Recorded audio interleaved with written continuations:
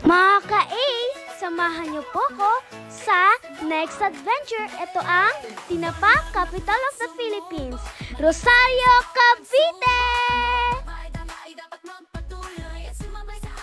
Hello mga kay! Hello mga viewers and welcome to Kids Must Go On! At nandito po tayo sa Rosario, Cavite! Tara po, pasyalan natin!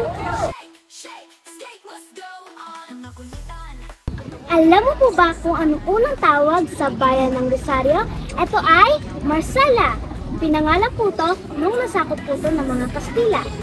Ang salitang Marsala ay nanggaling sa salitang Kastila na Mar. Ang ibig sabihin po niyan ay dagat.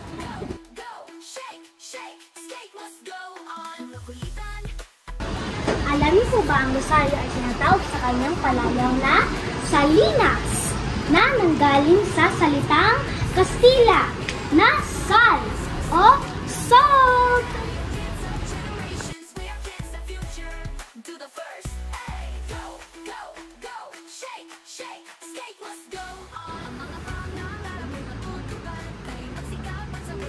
At nandito po tayo sa simbahan ng Rosario at ang kanyang patron ay Reina del Caracol.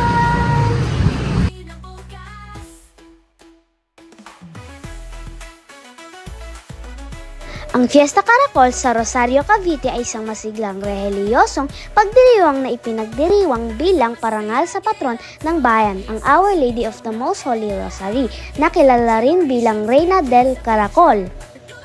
Isang mahalagang bahagi ng pagdiriwang ang Caracol o Caracol Dance Procession, isang natatanging ritual kung saan ang mga deboto ay sumasayaw patungo sa simbahan na nagpapahayag ng kanilang devotion at pasasalamat.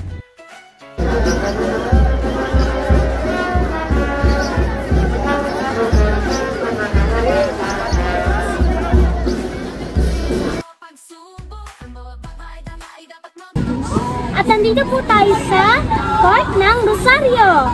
Pwede po dito magtambay, mag-family bonding, at saka mag-picnic. Kaya pumunta na po kayo dito dahil friends ko po ang akin.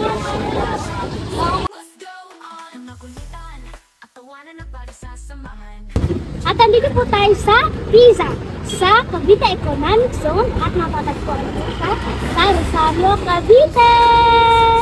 At kung gusto niyo po magtrabaho, dito po kayo sa Cavite Economic Zone. Alam niyo po ba, tinayo po ito in 1980 to attract foreign investment and syempre to boost our local economy through export-oriented industry. Up next, pupunta tayo sa Pandawan at gagawa ng pinakamasarap na tinapa at paggawa ng daing at hindi magpapahuli ang paggawa ng tuyo. At dito yan sa Kids Must Go On!